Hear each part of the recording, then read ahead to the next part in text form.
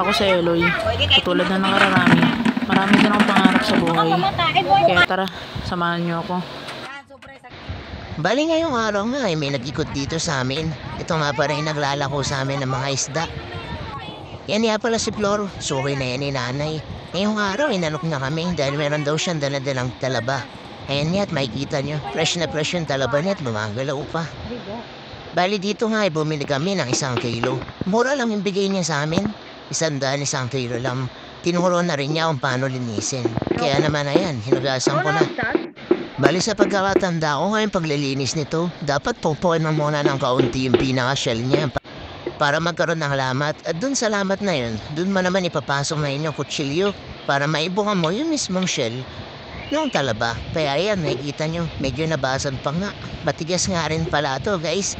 Kaya dapat talaga malakas yung kamay mo para maibukas siya ng maigi. Ayan nga, nakailang ulit ako pero mahirap talaga mabuksan. Kita nyo naman, medyo nanggigil lama ako dyan. Pero syempre, pinagpatuloy ko pa rin hanggang sa ayan, nabuksan mo na. Kita nyo, no? Malaki nga pala yun naman ito. Medyo natagalan nga rin ako sa paglilinis dahil napakarami talaga. At ayan, nung nabuka ko na at nahugasan, nilagay ko na lang sa isang plato. Bali, ang gagawin nga para natin dyan ay iihaw. Grilled talaba with cheese kumbaga.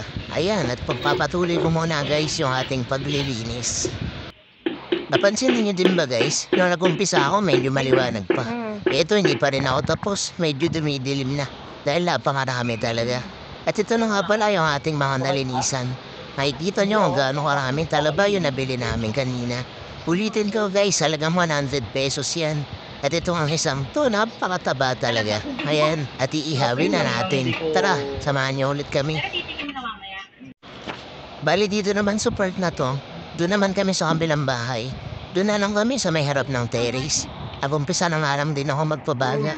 At wala akong marita na ihawan. Kaya naman ang ginawa ko na lang, ididirekta na lang natin yung mismong talaba doon sa mismong ulingan.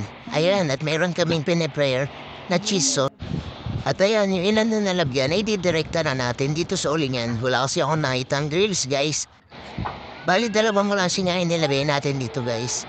Doon sa mga talaba nilagyan natin ng cheese sauce at yung iba naman nilagyan natin ng ginadgad na keso. Bali totoong keso nga yung ginamit natin. Dito kasi sa cheese sauce, timplado na yan.